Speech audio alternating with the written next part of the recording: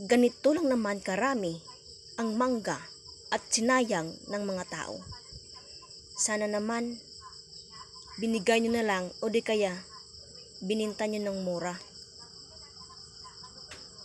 Hindi nyo kasi maiwasan na ibinta ng mahal, kaya yan tuloy tinapon nyo at sinayang nyo ang mangga.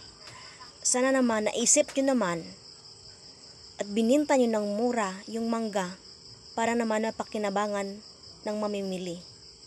Ayan tuloy. O, tingnan nyo. Napakaraming mangga yung tinapon nyo. Dahil sa pagbibinta nyo ng sobrang mahal. Ayan, tingnan nyo naman o. Napakaraming mangga na sinayang nyo. At sana naman sa susunod, ibinta nyo ng mura at para mapakinabangan ng mga tao.